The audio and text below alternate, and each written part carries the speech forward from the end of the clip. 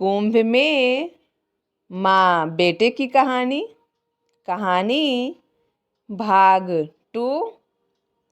गोमती कुछ पाती कि चीख पुकार मच गई। पता लगा कि मेले में हाथी बिगड़ जाने से भगदड़ मच गई है। काफ़ी लोग भगदड़ में गिरने के कारण कुचलकर मर गए हैं। सुनकर गोमती का कलेजा मुंह को आने लगा। कहीं उनका श्रवण भी क्या इसी कारण अभी तक नहीं आया है। उन्होंने एक यात्री के पास जाकर पूछा, भैया जी यह किस समय की बात है?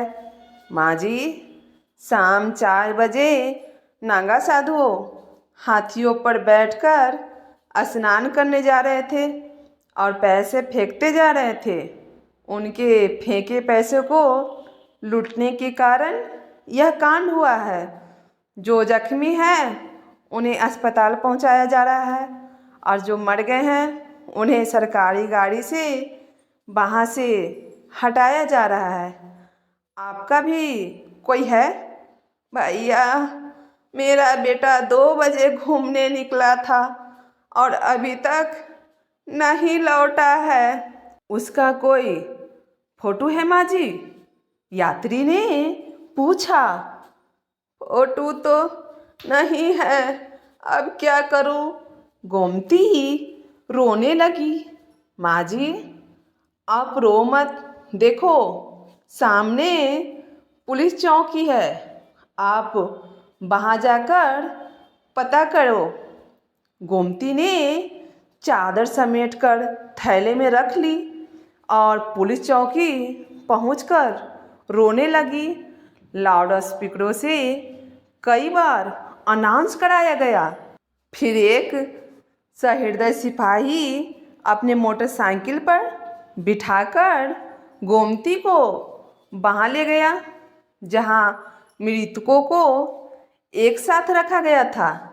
1-2 अस्थायी बने अस्पतालों में भी ले गया जहाँ जख्मी पड़े लोग कराह रहे थे और डॉक्टर उनकी मरहम पट्टी करने में जुटे थे। श्रवण का वहाँ कहीं भी पता न था।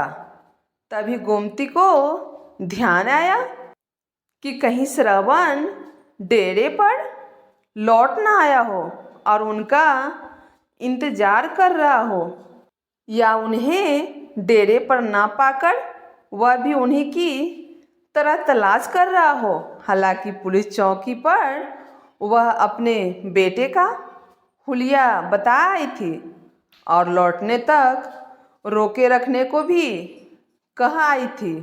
गोमती ने आकर मालूम किया तो पता चला कि उन्हें पूछने कोई नहीं आया था। वह डेरे पर गई, वहाँ भी नहीं। आधी रात कभी डेरे में कभी पुलिस चौकी पर कटी। जब रात के 12 बज गए तो पुलिस वालों ने कहा, माँ जी आप डेरे पर जाकर आराम करो, आपका बेटा यहाँ पूछने आया तो आपके पास भेज देंगे। पुत्र के लिए व्याकुल गोमती उसे खोजते हुए डेरे पे लौट आई। चादर बिछाकर लेट गई, लेकिन नींद आँखों से कोसों दूर थी। कहाँ चला गया श्रवण? इस कुंभ नगरी में कहाँ कहाँ ढूंढूंगी? यहाँ उनका अपना है कौन? यदि श्रवण न लौटा तो अकेले घर कैसे लौटूंगी? बहू का सामना कैसे करूंगी? खुद को ही कोसने लगी। व्यर्थ ही कुंभ नहाने की जिद कर बैठी। टिकट ही तो लाया था श्रवण, यदि मना कर देती तो टिकट वापस भी हो जाते, ऐसे फजीहत तो ना होती। फिर गोमती को ख्याल आया कि कोई श्रवण को बहला फुसला कर तो नहीं ले गया। वह है भी सीधा साधा, आसानी से दूसरे की बातों में आ जाता है। किसी ने कुछ सूंघाकर बेहोश ही कर दिया हो और सारे पैसे व घड़ी अंगूठी छीन ली हो। मन में उठने वाली शंका कुशंका का अंत न था। दिन निकला, ओवर नहाना धोना सब भूलकर सीधा पुलिस चौकी पहुंच गई। एक ही दिन में पुलिस चौकी वाले उन्हें पहचान गए थे।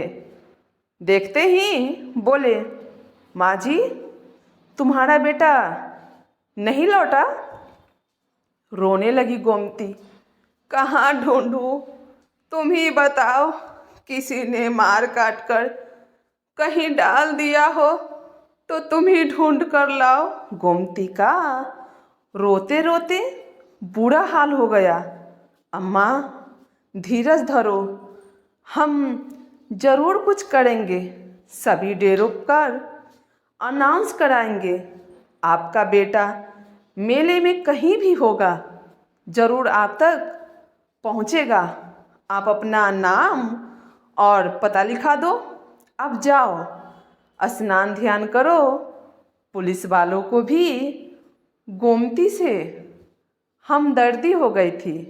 गोमती डेरे पर लौट आई। गिरती पड़ती गंगा भी नहा ली और मन ही मन प्रार्थना की, हे गंगा मैया, मेरा श्रवण जहाँ कहीं भी हो कुशल से हो। और वहीं घाट पर बैठकर हर आने जाने वालों को गौर से देखने लगी। उनकी निगाहें दूर दूर तक आने जाने वालों का पीछा करती, कहीं श्रवण आता दिख जाए। गंगा घाट पर बैठे बैठे सुबह से दोपहर हो गई। कल शाम से पेट में पानी की बूंद भी नहीं गई थी। ऐंठन सी होने लगी। उन्हें ध्यान आया, यदि यहाँ स्वयं ही बीमार पड़ गई तो अपने श्रवण को कैसे ढूंढेगी। उसे ढूंढना है तो स्वयं को ठीक रखना होगा। यहाँ कौन है जो उन्हें मनुहार कर खिलाएगा। गोमती ने आलू की सब्जी के साथ 4 पुड़िया खाई। गंगा जल पिया तो थोड़ी शांति मिली।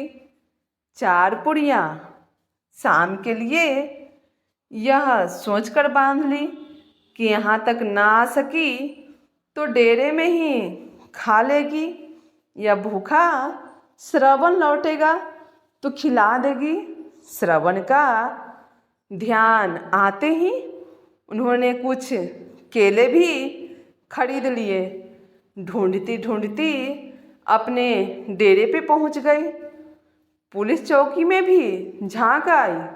देखते ही देखते 8 दिन निकल गए। मेला उखड़ने लगा। श्रवण भी नहीं लौटा। अब पुलिस वालों ने सलाह दी, अम्मा, अपने घर लौट जाओ।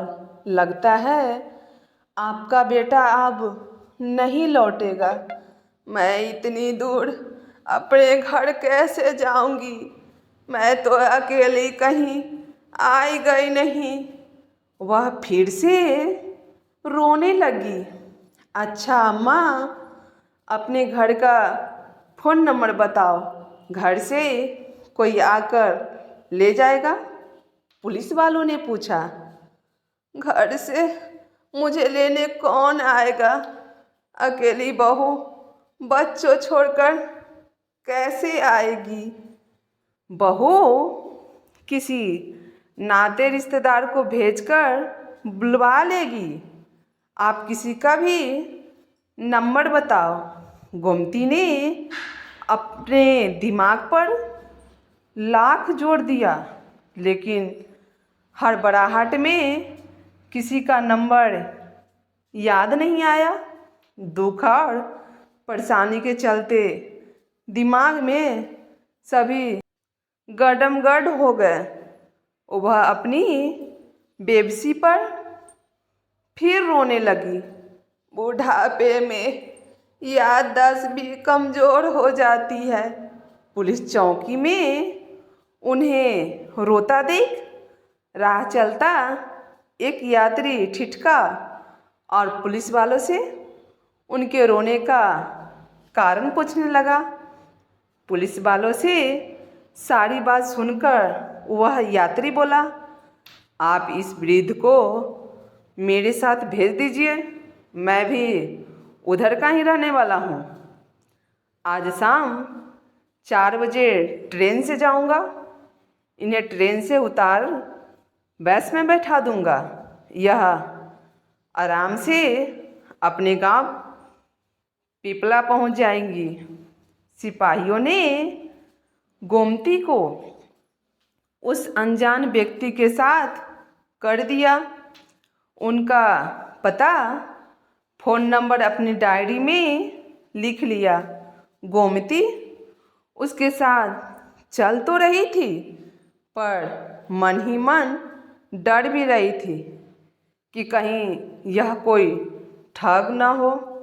पर कहीं न कहीं किसी पर तो भरोसा करना ही पड़ेगा, वरना इस निर्जन में वह कब तक रहेगी। माँ जी, आप डरे नहीं, मेरा नाम बिट्ठन लाल है। लोग मुझे बिट्ठू कहकर पुकारते हैं। राजकोट में बिट्ठन लाल हलवाई के नाम से मेरी दुकान है। आप अपने गांव पहुंचकर किसी से भी पूछ लेना। भरोसा रखो आप मुझ पर। यदि आप कहेंगी तो घर तक छोड़ाऊँगा। यह संसार एक दूसरे का हाथ पकड़कर ही तो चल रहा है। अब मुंह खोला गोमती ने, भैया विश्वास के सहारे ही तो तुम्हारे साथ आई हूँ। इतना उपकार ही क्या कम है कि तुम मुझे अपने साथ लाए हो।